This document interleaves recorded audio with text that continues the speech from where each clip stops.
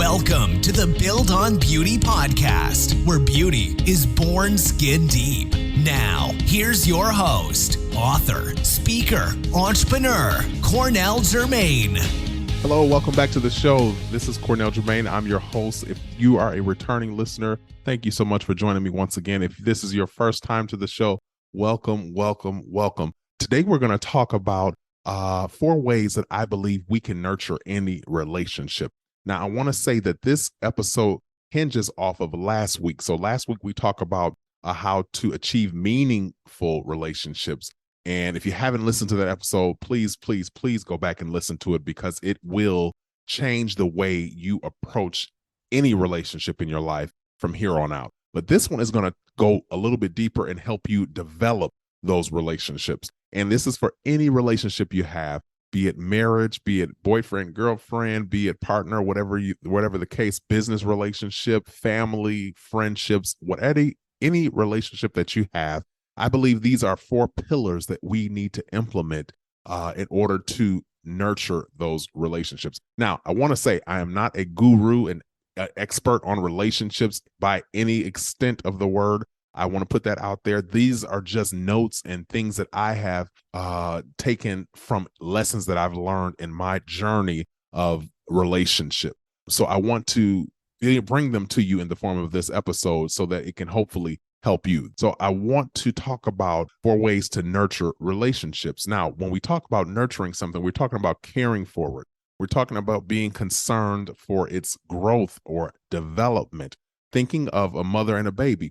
When a mother nurtures her baby, she cares for the baby. She takes concern with how it grows and develops, and she does what she does based on the stage of development that baby or child is in.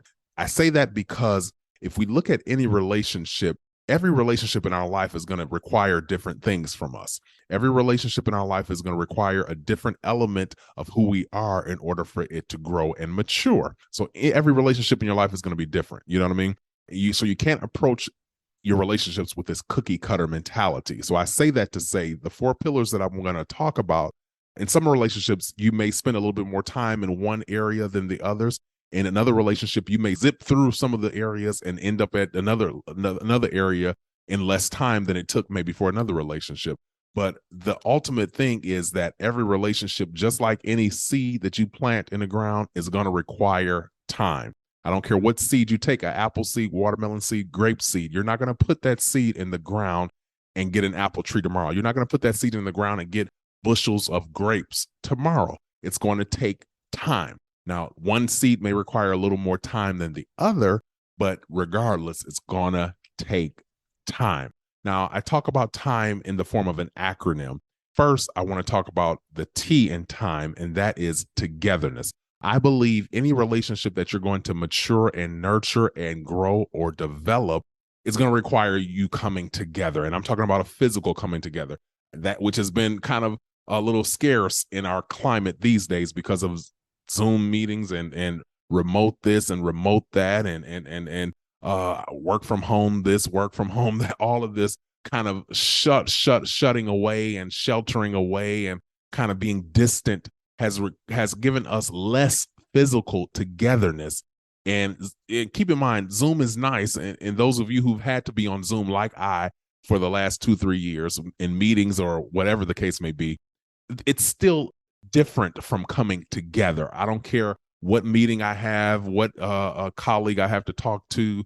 Even I've had family Zooms throughout the COVID. It's still different from us being together in the same room at the same time, enjoying one another's company. So togetherness is going to be something that is going to be necessary in order for you to develop a relationship. Now, granted, you do what you have to do in the times that you have to do it. But if at all possible, if you can come together physically, come together. In those moments that you come together, you're going to have more of enrichment and involvement than when you're on a Zoom call or in a remote type of position. So coming together. Now, keep in mind, coming together has to do with 2 individuals that enjoy one another, 2 individuals that enjoy their company, or a group of individuals that enjoy each other's company. You're not going to want to come together with somebody that you don't like or somebody that you don't enjoy being around them. this is for people that you enjoy. You know what I mean? So if you like a person, you like their energy, you like the being in their company, then find time to come together. Now, it may be different for every individual. Your ability to come together may not be as frequent as some others, but it doesn't mean you can't come together at all. It might be a weekly meeting, at a restaurant. It might be a quarterly outing. It may be just an annual get together. Come together when you can. But let me put a pin there, because there are some rare relationships, and I say rare because they're not common. There are some rare relationships that God, I believe, will bring into your life. And I say I believe that because he's done it for me in many instances. And those who have experienced it will understand what I mean. There are times when you meet someone, and I call these divine relationships. You meet someone and you don't come together as often as maybe you would like to, be it because you live in different places or you just have different lives that require you to be a little bit more distant and have to do things.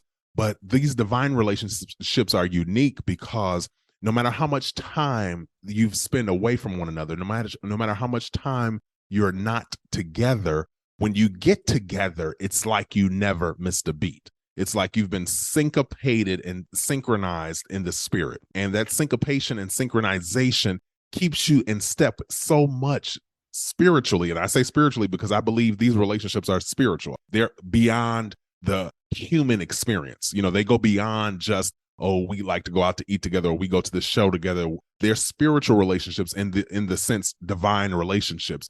But you're synchronized and syncopated so in the spirit that no matter how much time you've spent away from one another, when you link back up, when you come back together, it's like you never missed a beat.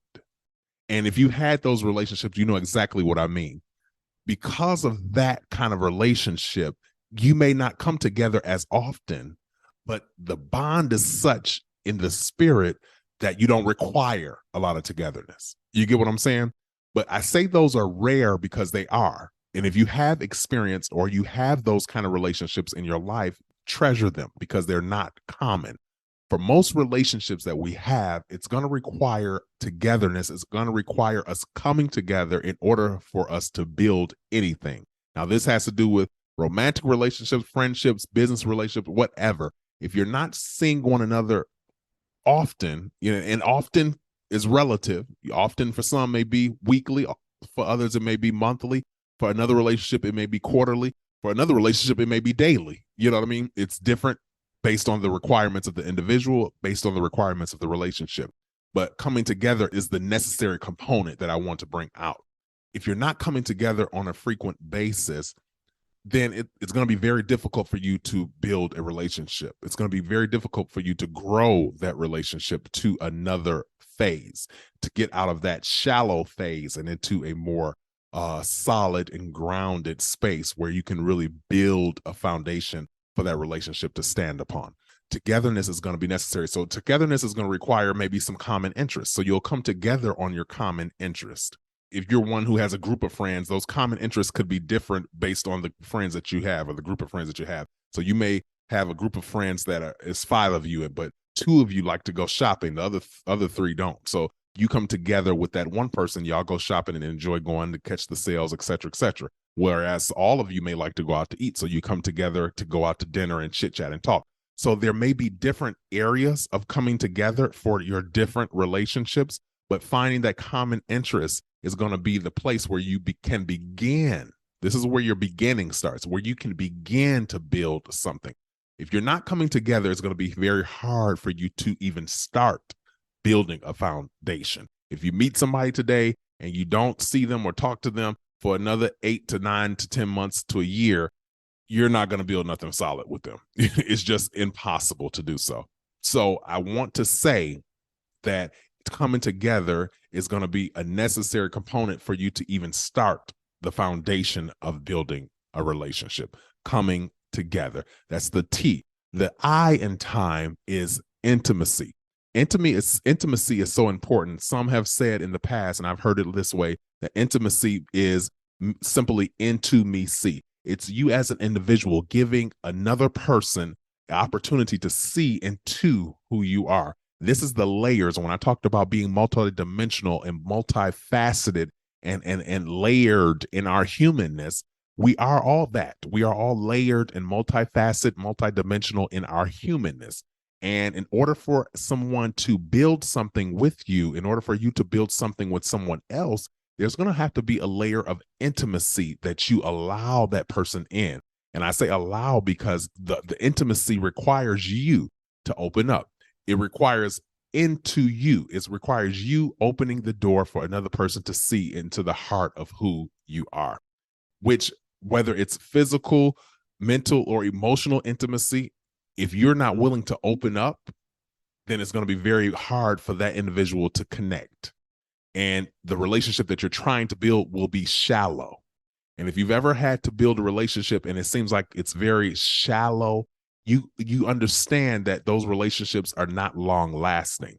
They're not going to last very long because you're going to find a space or come to a place in life where you're going to need a deeper connection, a deeper relationship, a deeper resolve on what it is that you're connecting to when it comes to the two individuals building a relationship. And if you're constantly building on shallowness, just small talk and nonsense when it comes to your conversation, just stuff that is just, you know what I mean, you talk about with strangers in the grocery line, you're not going to build much for that relationship. It's going to take very long for you to build something solid, if at all. So you're going to have to be open enough to allow somebody to see into you, which requires whether it's physical, emotional, or mental intimacy. And granted, I'm talking about the more emotional and mental side of things. The physical side, that's for adults to do, and that's a whole nother show. That's not this program. But when it comes to intimacy, mentally and emotionally, you have to be vulnerable. And if you're not vulnerable, if you're not susceptible to putting yourself on the line, putting your feelings, putting your emotions, putting your heart on the table, then it's going to be very hard for another person to connect and build something solid. Now, granted, this vulnerability or this intimacy must be a two-way street. However, you can't approach a relationship where you're waiting on the other person to be vulnerable with you and before you be vulnerable, because you don't really trust them. So you don't want to throw yourself out there too soon. Now, granted, that's maturity to a degree, because you don't want to be too vulnerable too soon, because you're not walking around letting everybody see into you. You're not walking around letting everybody be intimate with you. You know what I mean? There's a certain reservation that comes with that, and that is just required for people that you have spent enough togetherness with. That's why the togetherness is so important. You've spent enough togetherness with this individual to be able to say, okay, I think I can trust them with this piece of my heart, this area of my emotion, this piece of my mind, or who I am. And as you build on that, and as they share and you engage in this way, now you can build a solid foundation upon which this relationship can stand. If you can't get past this intimacy or this vulnerability, and granted, it's risky. It's risky because not everybody's going to see things like you the way you do. Not everybody's going to understand you the way you do. Not everybody's going to accept what it is that you want to show, reveal, or place on the table. You get what I'm saying? But that's why it's important. But the vulnerability is not for the other individual. The vulnerability is for you. It's going to keep you honest with you. If you feel in your heart a certain way and you want to share it with that other person, share it. And whether they respond the way you want or not is their prerogative. But what it is now you can say, I was true to who I am. I was honest with who I was and what I wanted to bring to the table when it came to that relationship. Now, it may take time, and it may take layers or levels of you to reveal this vulnerability. You know, you may not want to divulge everything. That's what I tell some of my ladies when I just have side conversations with them. You know what I mean? You may not want to share all, you know what I mean, your heart at one time. Just, you know, spoon feed, you know what I mean? Because not everybody has the capacity to receive the multi-layer, the multi-dimensional side of your vulnerability. You get what I'm saying? So you don't want to come to the relationship spewing all over the place, throwing up all over the place. You get what I'm saying? That can be overwhelming and somewhat toxic. Measure it out. Share a little bit and move on and come back the next time, share a little more, building on that foundation, building on it. When you build a house, you're not throwing 1,000 bricks up at one time. You're taking one at a time. So take that same approach when it comes to being intimate with whoever it is you're sharing with or whoever it is you're trying to build a relationship with. Take it one brick at a time and allow them to digest and take that in and learn that side of you. And then another layer, another side of you. And then you'll learn a side of them. And before you know it, you got this beautiful edifice called a solid, beautiful relationship, friendship, etc. So I want to make it known that vulnerability is risky and sometimes scary, but you have to do it because you have to do it in order for somebody to even be able to connect with you on a deep level. And you have to do it so that you can stay true to who you are. And you can stay true to what it is that you bring or want to share or want a relationship to become. So if you've had abusive past relationships and you've been treated a certain way, and that keeps you navigating relationships in a certain way, if you don't share that, they won't know. But now that they have this information, they kind of know now why you respond and act the way you do. And that's where the intimacy and vulnerability takes you. It takes you to a place of understanding. It takes you to a place of being able to say, I know what I'm dealing with, or I know who I'm talking to, or who I'm dealing with, or who I'm building a relationship with. I understand why they do what they do. Do I like it? Maybe not, but I understand. And that understanding now gives the other individual a sense of relief because now they don't have to take offense to it. They don't have to take it personal because they know it's not necessarily them. It's just the history, you know what I mean? Or something triggered something. So they don't have to take it personal. They can come in love because they understand. So that's what why intimacy is necessary, or vulnerability is necessary when it comes to relationship. It's going to be a key area in moving a relationship from one phase to the next. Now, togetherness is your first step. You just met, you just got to know these people, you just start working this job. These are your new coworkers. You haven't been knowing them a long time, but you kind of go out and you hang and you're coming together. Now, there's one or two on there that you kind of gel with, you click with, y'all got a vibe, y'all got good energy together, and now you want to build more of a friendship with them. And so you spend time, you share, you talk, you go out, you hang out outside of the group, you talk a little bit on the phone, you become more vulnerable with this person. Now you're building this relationship along, and now it can grow into something. After you built or started or began the intimacy phase, the vulnerability phase, and granted, that vulnerability, you're going to have to constantly evolve around that. You're going to have to constantly come in and out of that door. You know what I mean? Because as you grow, as you evolve, you're going to have to continue to be vulnerable in order for that person, that individual, or those people to grow and evolve with you. And when they stop growing or evolving with you, then you're going to eventually see that relationship begin to dissolve. So that intimacy is going to be a cycle of constant intimacy as you constantly or continually evolve and share and put your heart and your feelings, your thoughts, your perspectives on the line. So building from intimacy then to mindfulness. That's the M in TIM, TIME. M is mindfulness. Mindfulness is something that's so important because nobody wants to be in a relationship, involved in a friendship, connected to anyone that just thinks about themselves. And when you're not mindful of other people, that's exactly what you're doing. You're being selfish with your thoughts. You're selfish in only thinking about you, what it is you want, what it is you need, or what it is you need from them because of what you want to get out of them. So you only mindful, because that's a whole nother layer of mindfulness, because some people are mindful, but they're mindful in a manipulative way. They're mindful only because they're trying to get something out of you. So they buy you this because they want that, or they do this because they want that. That's not true mindfulness. True mindfulness is, I just thought of you. I just thinking of you. Like they used to say when you used to give gifts in the past, it's the thought that counts. You're just thinking of an individual, not because you want something out in return, just because.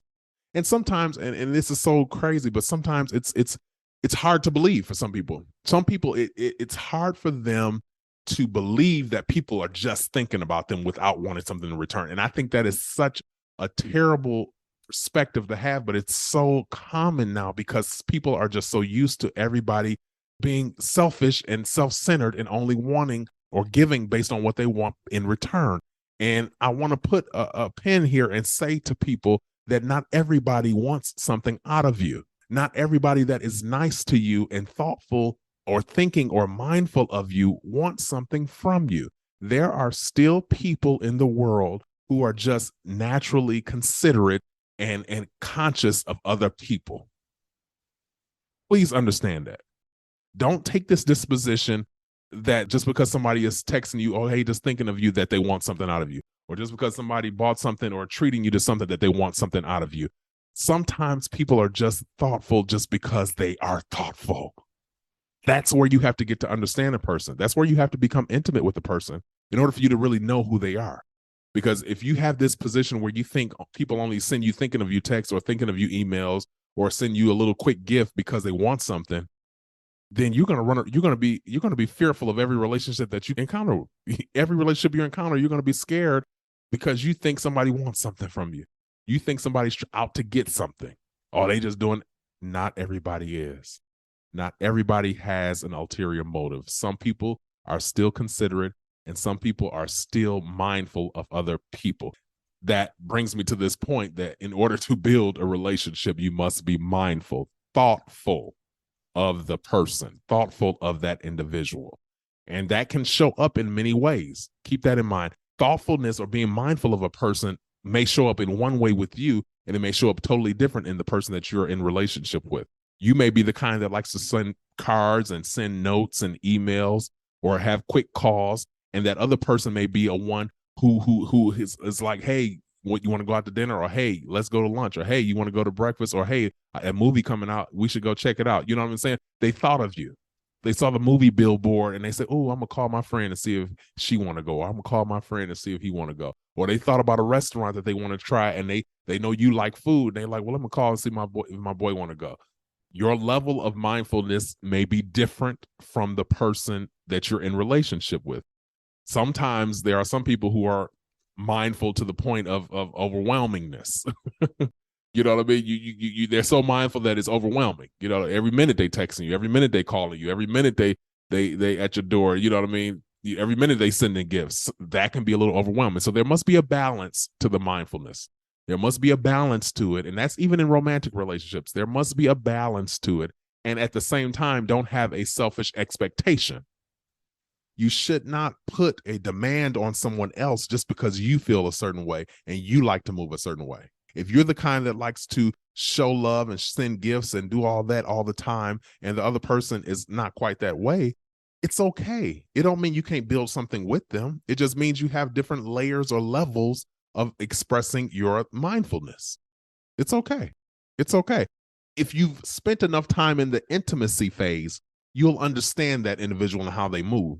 And the person that is the giver, or the more superior in their giving when it comes to the mindfulness, will do it just because of who they are, with no strings attached, not expecting, not wanting anything. They just do it because that's what they want to do. And they won't feel offended if the other person doesn't do it as much, because they spent enough time in this intimacy phase that they understand each other and they understand how each other is wired. Some people love to do that. They love to give. They love to send stuff. And if you're one who loves to do that, then do it. Be honest, be who you are, but don't have an expectation of somebody else to match what it is that you do. That's where you begin to go wrong, because not everybody's going to think and do and move the way you do. But overall, you want to be mindful of one another. Sometimes it may be on a birthday text or tweet or whatever. And other times it may be going out to dinner or whatever and sending cards and gifts and flowers, et cetera, et cetera. And sometimes that mindfulness is just having a listening ear. How was your day? It's not always gifts. It's not always spending money. It's not always lavish trips. Sometimes it's just, how was your day? I'm thinking of you. I want to know how your day was. What happened? What's going on with you? How you been? That's mindfulness. All of that is mindfulness. So be mindful of other people and other people that you're trying to build relationships with. This is going to be key when it comes to having a shared experience and really being able to have this relationship that feels valuable. Bringing us to the next point, which is the E in time, and that's enrichment. Enrichment. If you can't enrich a person or a relationship, then you're going to find that that relationship is going to be either shallow or it's going to end up dissolving, particularly if it's a relationship between two people who have a target or goal or vision in mind. If you in a relationship with a person that has a vision and they're focused and working and in school or whatever the case may be, and all you want to do is talk about the Real Housewives and whoever else, and not that there's anything wrong with that, but that's your conversation. But eventually that person is gonna not see as much value in the relationship that they have with you because you're not bringing any value into that person. You know what I'm saying? Just like they should be bringing value to you. You want to bring value to the person that you're in relationship with. And in order to do that, you must go back, and that goes back to that intimacy phase. All of these hinge on the intimacy. After you pass the togetherness phase, everything else is going to hinge on intimacy. And if you've been intimate enough with that person and you've shared and you're constantly showing that layer of vulnerability with them, then when they get to this area of enrichment, they're going to know how to bring value to you. Now, you want to bring it in an authentic way. You don't want to be overly conscious and intentional of trying to find a way to bring value to this person. You just want to say, okay, when you're hearing what they're working on or how they're moving and what they're talking about, you just want to say, okay, when you come across something, you bring it to their attention. When you hear about something, you bring it to their attention. Or you may see an article and you just say, oh, look at this. Or this might be something you could think about. You know what I mean? You bring value in little ways, not trying to become what you think they need in order to see you as valuable. You don't want to do that. You don't want to be inauthentic to who you are in order to try to be something that you think they want you to be. Be who you are. Just bring value in the way that you can bring value. Sometimes that may be bringing resources to their attention, sowing into their vision, or just being an encourager to whatever it is they're working on. You know what I mean? Or a listening ear when it's times when they're dealing with some tough situations in their journey. All of those things are valuable. All of those things are valuable. And if you're not bringing any value to that relationship, then, and I'm talking about beyond money, you know what I mean? Beyond the shallow stuff. If you're not bringing any real mental and emotional value to that relationship is going to eventually dissolve, or it's going to become a relationship that you spend a little less time with. You know what I mean? You still like them, you still love them, but you're not as committed to the time that you put in because it's not bringing as much value as it needs to in this space of your life. And it's okay to do that. It's okay to be in that space where if you go back to last week's episode, you move somebody out of one category into another. It's okay. It's okay, because not all relationships are going to last or be the same in every season of your life. And it's okay. But if you want to nurture, if you have a person in your life and you saying, I want to nurture this relationship, I love this person, I love their friendship, I love who they are, and I want to nurture this relationship, then bringing the togetherness, the intimacy, the mindfulness, and bringing enriching things, ideas, thoughts, support to that relationship is going to then give you something to build on so that you can have a relationship that lasts, because you're going to have different seasons in your life. And trust me, the shallow relationships are not going to be beneficial to you in some of those seasons of your life. You're going to need those solid relationships, those ones that have some depth, that have been dug deep in order to have a foundation. You're going to need some of those relationships when it comes to certain seasons of your life.